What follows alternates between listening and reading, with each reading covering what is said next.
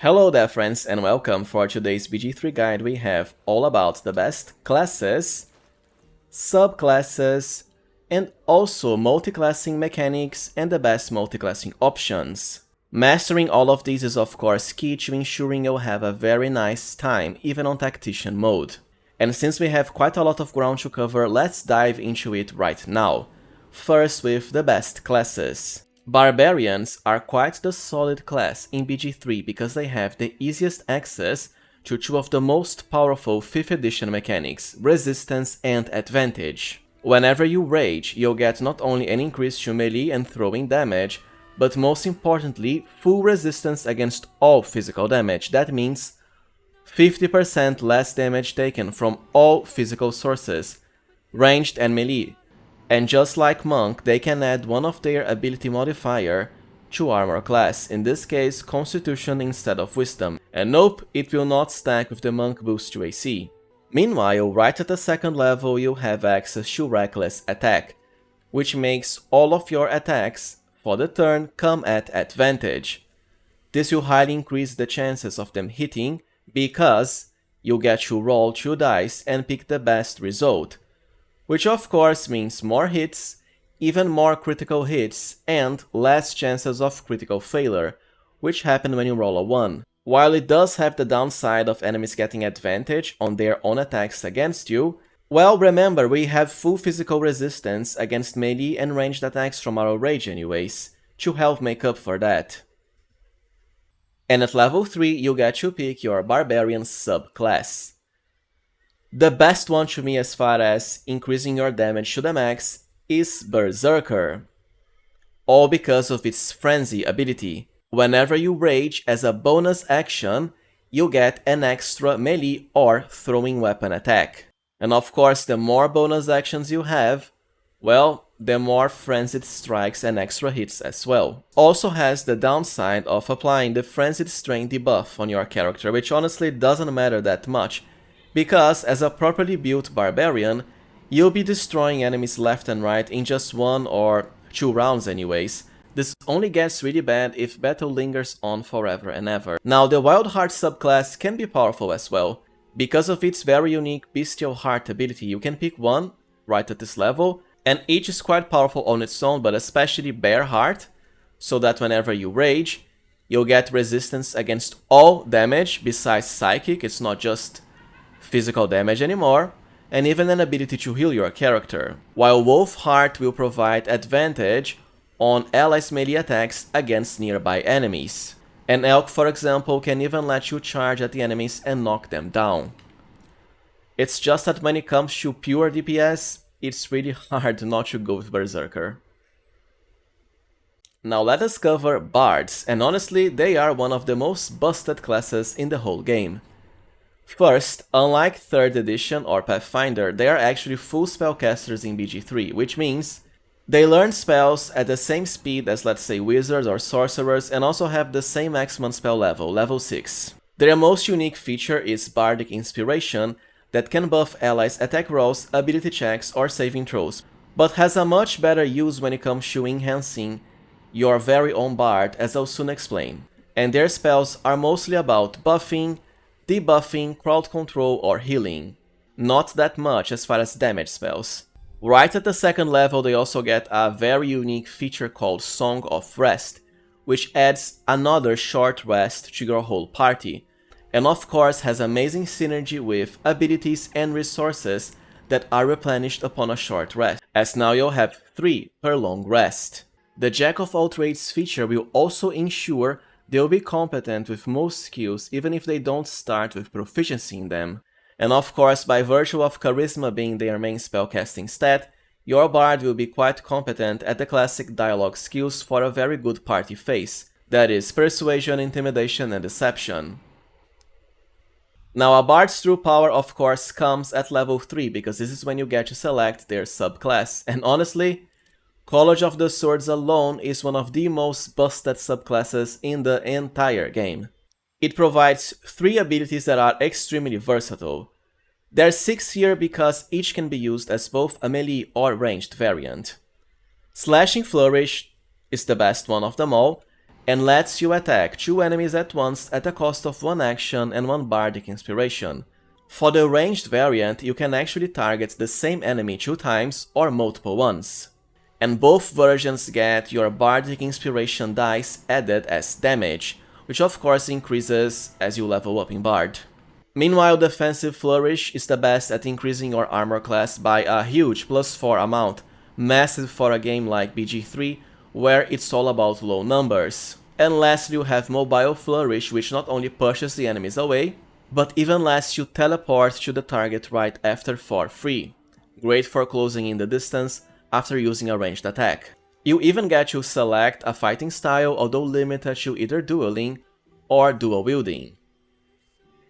Any multiclassing combination that wants to achieve the highest amount of attacks per turn definitely wants at the very least 3 levels into College of Swords Bard, and turn your character into a huge cleaver or a machine gun.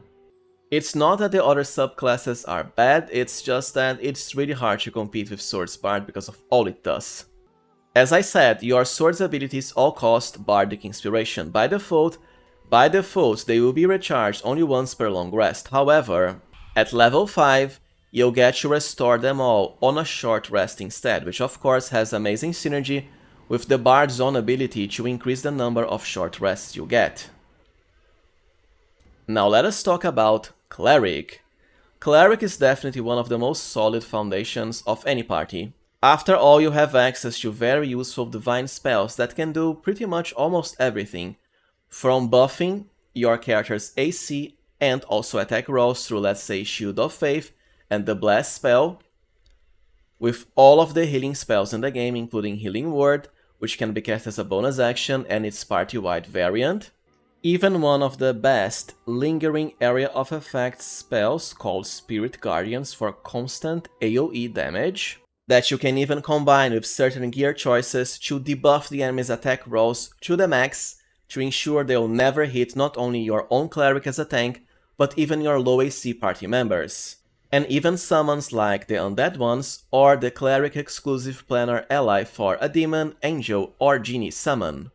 Clerics are also very versatile because you can choose to further specialize any role you want them to have in your party through your domain choice, also selected as early as level 1.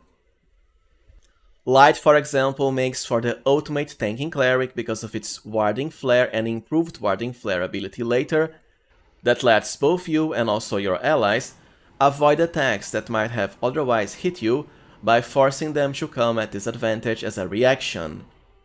With even access to powerful area of effect abilities and fire spells that are exclusive to Sorcerer and Wizard, such as Fireball and Scorching Ray, for nice single target damage as well. And if you really wanna blast enemies, be sure to go with the Tempest domain for the ultimate Lightning Blaster caster in the entire game, with the ability to even maximize your Thunder and Lightning damage. Domains can also provide you with proficiencies, for example Tempest and War, have both martial and heavy armor proficiencies to ensure your cleric will be extremely versatile, and War even gets an additional attack per round as well, as a bonus action. The other domains, I'm afraid, are nowhere near as good as these. I suppose Life can help when it comes to healing allies, but here's the thing. If you are simply avoiding all enemy attacks or just blasting them into submission with Light and Tempest, it's not like you need stronger heals, if you know what I mean.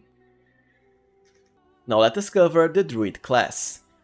Druids have access to a lot of unique spells because they are the only nature caster in the game besides, well, Ranger.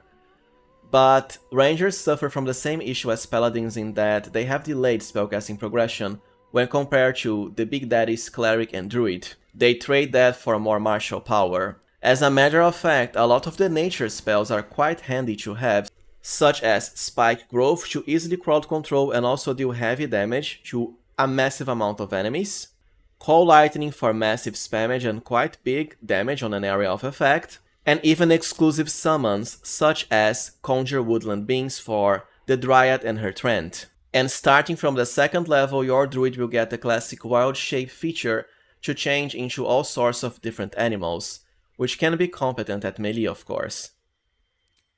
And at the 2nd level we also get our subclass.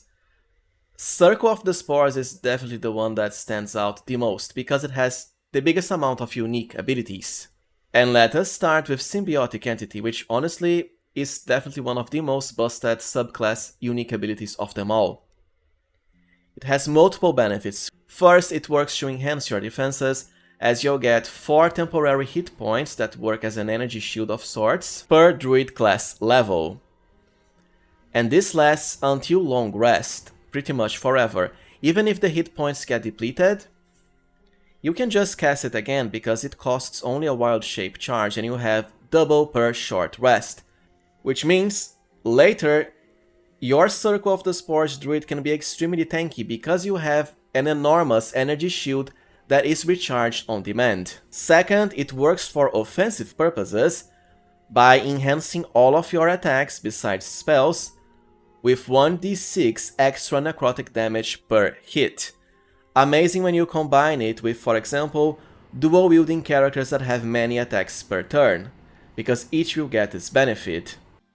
As a matter of fact, there's a lot to be said about playing a Drow as a Spore Druid, because they get hand crossbow proficiency for free, the only ranged weapon that can be dual wielded. Lastly, this ability is so low that we still have more. You get to cast the unique Halo of Spores ability for double damage. Halo of Spores can be cast as a reaction, quite good because it won't eat any spell or attack. Targets one enemy on medium range and, well, on a failed Constitution save, they'll take 1d4 necrotic damage or double that whenever Symbiotic Entity is active, which is, well, always. Now, the benefits of Circle of the Spores Druid don't stop there. It is, after all, the best summoner in the whole game, easily. Because of its access to not only one very exclusive summon, the Fungal Zombies, and you can have 4 of them on at the same time. No other class in the game will get them. And of course, access to almost every single summon in the game, including, as I mentioned before, the unique Conjure Woodland Beans spell. Later, your Spore Druid even has another special ability as a bonus action that is close enough to Halo of Spores, but as an area of effect, and you can combine all of them, because Halo of Spores is a reaction, our Spore Cloud a bonus action, and then you still have, let's say, a spell as a normal action. Quite the loaded subclass, to be fair. But of course, if you want to focus into wild shape, Circle of the Moon is the way to go, as your Symbiotic Entity will be turned off during wild shape. Meanwhile, the Circle of the Moon Druid gets unique forms like the Powerful Bear and others later, and also an ability to use spell slots to restore your hit points under wild shape.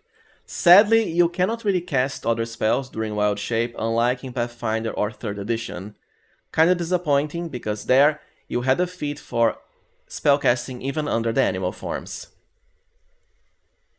Now let us cover the ever so classic Fighter. Right at level 1 you have the most freedom when it comes to selecting a fighting style, from dual wielding, two-handed, and also archery, even extra defenses for tanking. But the second level is when you get one of the most unique and sought after fighter special abilities, Action Surge. Once per short rest, you can use this, it doesn't really cost anything, to simply gain an extra action on that turn, which of course can be used for more attacks, let's say double attacks even when combined with the Swords Bard special ability, or even more spells, whatever you want. This is part of why a lot of multiclassing combinations you see have 2 levels into Fighter. Action Surge is that good. But there is something to be said about going as far as level 3 even, because that is when fighters get to pick their subclass. Champion is the best one for multiclassing, I find, because it's one of the few ways you have class-wise of enhancing your critical range. Most of the other ones only come from stacking gear, a lot of which is late game only. Eldritch Knight, I'm afraid, is rather subpar. You are far better off making, let's say, a Bard combined with something else for a true fighter mage, because you have extremely delayed spellcasting progression with Eldritch Knight. As a matter of fact, you only get up to 2nd level spells late game. A Bard / something else can have the maximum spells possible while still being amazing at fighting. And as far as Battle Master, it can be good as well, because you have access to very powerful battle maneuvers. Each has a different purpose. For example, Trip Attack can knock enemies down, Riposte can let you retaliate with an attack of your own whenever the enemy misses you, and Pushing Attack can be used to, well, push enemies back into dangerous areas of effect, or even into the void for instant kills. Fighters also have higher access to feats as opposed to all other classes, with an extra one right at level 6. And they are also the only class in the entire game that gets 3 attacks from class progression, with the last one coming at level 11. Now it's time to cover the Unarmed Master, Monk. Monks are definitely one of the best class choices in this game because of how loaded their abilities are, especially for how early you get them. For starters, you can have multiple attacks, even up to 3, right at level 1. No other class gets something like this. As a bonus action and a key point, you can use Flurry of Blows for 2 punches in quick succession, which of course means 2 attacks. And you can definitely stack unarmed damage to the heavens as a monk. They have the classic Unarmored Defense, to increase their AC based on both their Dexterity and Wisdom modifiers, but it only works if you are unarmored. And by the way, you can easily be a heavy armor, shield-wearing monk in BG3 with no downside whatsoever, besides being blocked from unarmed defense and the monk's higher movement speed. But well, the extra AC and bonuses you get from it definitely make up. Your unarmed punches also automatically apply Dexterity for both attack rolls and damage, if higher than your strength. And even if you don't want to use Flurry of Blows because it does cost a resource, a key point, you still have access to double attacks by using Martial Arts Bonus Unarmed Strike as a bonus action. Whenever you attack with a monk weapon, and a monk weapon is anything you are proficient with, it's not just the classic monk weapons from 3rd edition, you'll get to use a punch as a bonus action, for free. Just don't forget it won't work with two-handed weapons or heavy ones. At the 2nd level, monks also have the very useful Patient Defense. As a bonus action and a key point, you can force all enemy attacks for that turn to come at you at disadvantage, which of course highly increases the chances of them missing you. So monks get to combine both amazing offenses with decent defenses as well. You can also dash or disengage as a bonus action. And at the 3rd level, as usual, you can select your subclass. Way of the Open Hand is my favorite when it comes to enhancing your monk's damage to the max. First, you enhance your Flurry of Blows ability with a few different effects, all added for free. Topple, to knock enemies down. Stagger, for, well, stagger to prevent enemies from taking reactions. And Push, for pushing enemies away from you. The most fun way of the Open Hand benefit, however, comes at level 6.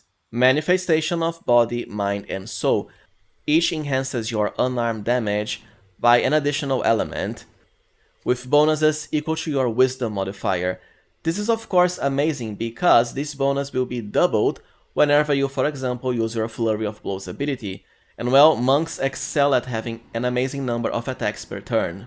And by the way, unarmed characters like monks are one of the few builds that can make use of the extremely powerful Tavern Brawler feat, the second one being throwing weapon characters, for example, Berserker Barbarians, because this lets you apply your strength modifier twice, to both attack rolls, that is to hit chance, and also damage. No other feat in the game does as much, it's quite a busted feat to have.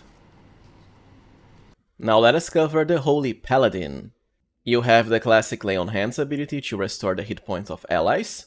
Divine stands for advantage on attack rolls against Celestials, Fiend and Undead. Mostly Undead because there aren't that many Fiends and pretty much no Celestial whatsoever in the game. And just like Cleric, right at level 1 you can already pick your subclass. The choice is pretty simple, the best ones for damage are definitely Oath of Devotion and Oath of Vengeance. Devotion has the Holy Rebuke ability, which isn't exactly useful, and at level 3 you'll also acquire Sacred Weapon, very useful because it will highly increase your chances of hitting the enemy with very high duration, equal to your Charisma modifier. Meanwhile, Oath of Vengeance can highly increase the damage of allies, including yourself, equal to your Charisma modifier, and the very powerful Vow of Enmity ability at level 3.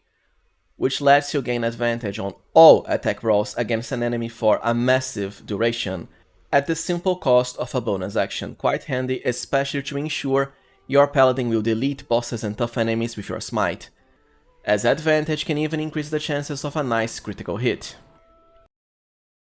But the second level is where things get really good for a Paladin, because it's when you get the famous Smite Evil. Well, it's actually called Divine Smite now, which means it works against any enemy, they don't have to be evil aligned or anything.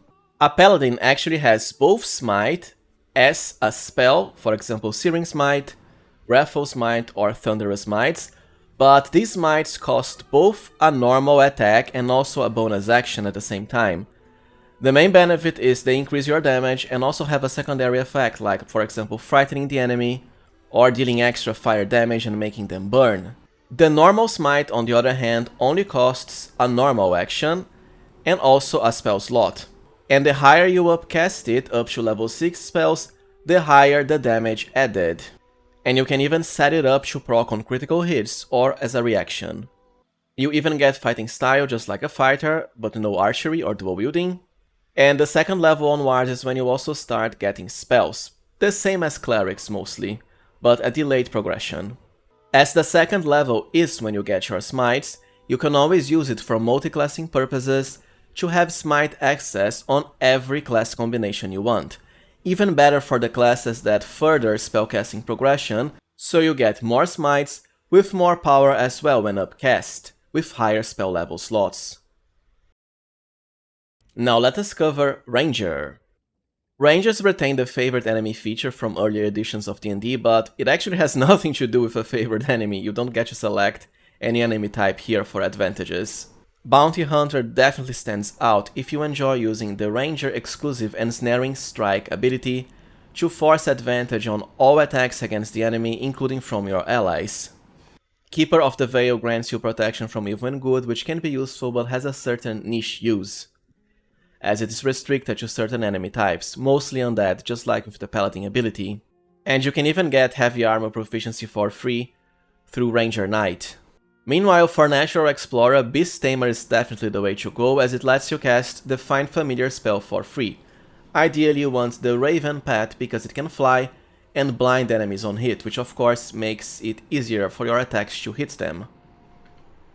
Just like Ensnaring Strike, to be fair, but basically for free.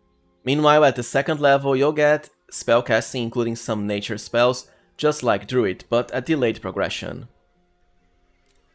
And the Ranger exclusive Hunter's Mark for extra damage whenever hitting an enemy, plus fighting style, and you can of course use archery like a classic Ranger, just like the fighter class.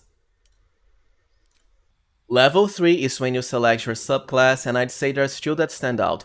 Beastmaster, of course, if you want a pet. The pets can be very useful when you upgrade, with 3 different variants, each more powerful than the last, based on your Ranger level. While Gloomstalker is definitely the best choice if you want your Ranger to be a DPS machine, easily deleting enemies on sight, especially when combined with the Swords Bard multiclass, for many ranged attacks. For example, you'll have amazing bonuses to initiative and also at the first turn of combat, with even an additional attack that deals extra damage. And even the ability to get a critical hit for free later. Hunter, amusingly enough, is rather subpar. If you wanna go ranged, Gloomstalker is the way to go. Now let's cover the infamous Rogue. It is the only class in the game that has access to the classic sneak attack feature. At the second level you'll have the special ability to hide, dash, or disengage as bonus actions. Also very useful for hit and run tactics, or of course getting more sneak attacks from hiding. And level 3 is when you get to select your subclass. There's once again 2 choices that stand out. Thief is by far the best choice if you want to combine it with classes that have a lot of powerful bonus actions. For example, Monk with their Flurry of Blows, or the Berserker Barbarian with their Frenzied attacks, as you'll get 1 additional bonus action as a Thief. And don't forget, using your offhand weapon for another attack when dual wielding, both melee and ranged, also costs a bonus action, so essentially, at the very least, this can translate to an extra attack. Meanwhile, Assassin can make for very powerful alpha strike should delete everything on sight just on the first turn, especially when combined with the Gloomstalker Ranger. You'll have free advantage on attack rolls against any creature that has not taken a turn yet.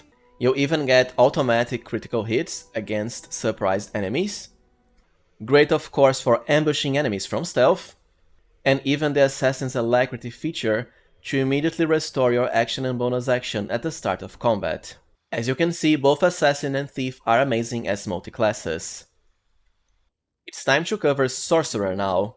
Sorcerers actually don't have delayed spellcasting progression at all compared to Wizards, unlike 3rd edition or Pathfinder, but they still have the limitation of not being able to learn spells from scrolls, which means you have to select the ones you want at level up. But on further levels you can choose to forget a spell and trade it for a new one, together with the ones you already learned by leveling up, of course. Just at level 1 you can already pick your subclass. The most fun to me is definitely the Draconic Bloodline Sorcerer. It's not that the other two are bad, but I find the bonuses from the Dragon Sorcerer better, especially earlier. For starters, you automatically have a Mage Armor-like effect permanently, which sets your armor class to 13, and no, it will not stack with Mage Armor. Even a +1 to hit points per Sorcerer level. You'll get to pick your Dragon Ancestor, which is very important because each dragon type has a different element associated with it that you can check to the side. And your choice will provide you first with a different spell that you'll get for free, and second, extra elemental damage of the type you choose later, plus elemental resistance against it as well. Level 6 is when you get your most powerful Dragon Sorcerer ability through elemental affinity damage. Whenever you cast a spell that deals the same type of damage as your Dragon Bloodline, you can add your Charisma modifier to damage, which can go as high as around +6. Amazing for cantrips, and especially useful for spells that fire multiple times per cast, like Scorching Ray for fire, as each individual instance will get the extra damage bonus. And of course, as I said before, the ability to gain resistance against the same element.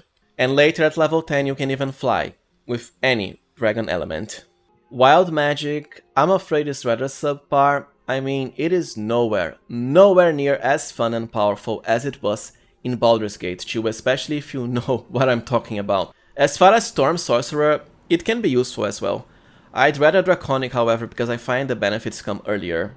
There are of course benefits to it, such as the ability to fly even at level 1, whenever you cast a spell of level 1 or higher. At level 6 you'll get some very powerful electricity spells like Cold Lightning that you wouldn't get otherwise as a sorcerer. But that's mostly it, because the other benefit comes super late in my humble opinion, only 10+.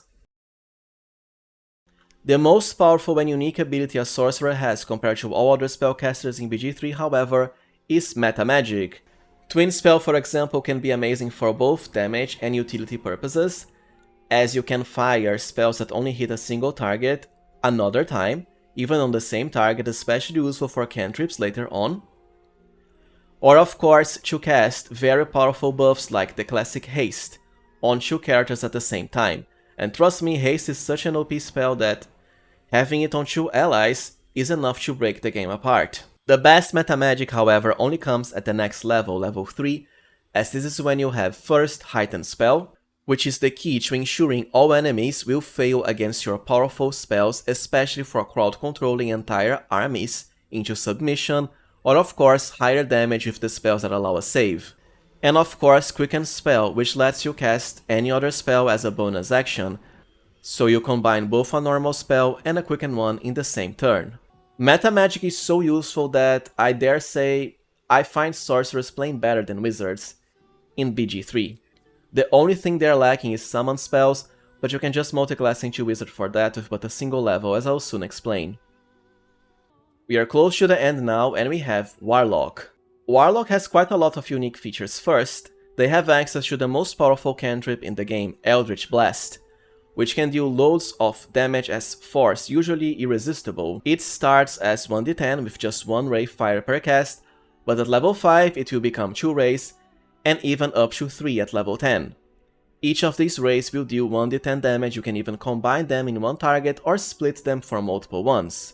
They're also the only class that have a unique spellcasting system when compared to the others. For most of the game, your Warlock will be stuck with only 2 spell slots. However, they are recharged on a short rest, as opposed to other spellcasters who require a long rest for that. Second, these slots will be shared for all of your spells, which means you automatically upcast lower level spells you have. For example, if you are a level 5 Warlock, you'll have 2 slots. And you cast, let's say, a level 1 spell, you'll then lose one of these slots. If you were to cast a level 2 or 3 spell, the same. Because like I said, all spells of any level will take up the same slot. You can also pick your Warlock subclass right at level 1.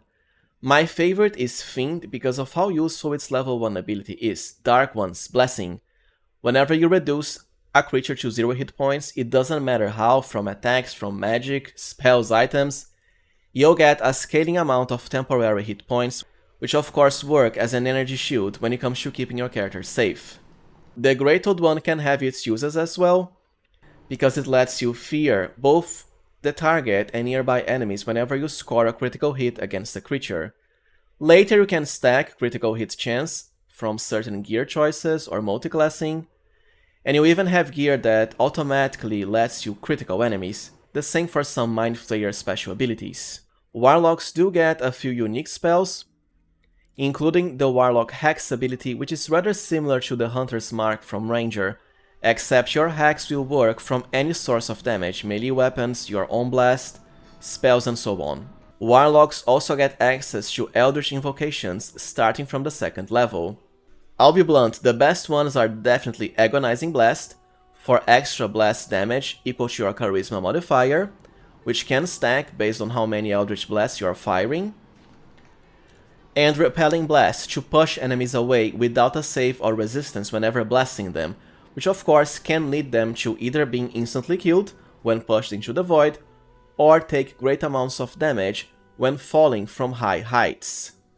The unique Warlock benefits don't just stop there, because at level 3 you get to select your Warlock Pact, not your multiclass or your invocation, rather a Pact. Pact of the Chain will provide you with a very unique Imp or Quasit summons. The Imp is definitely the best one because it has full resistance against most physical damage, can fly, and inflict decent enough damage when attacking the enemies with its Sting ability for extra poison damage on hit. And at level 5, it will gain an extra attack per turn, for double. On the other hand, Pact of the Blade is the best choice if you want to melee with your Warlock instead of blasting enemies, as you can turn any weapon you're wielding into a Pact weapon, which means the weapon will now use your Charisma modifier for both to hit and also damage purposes.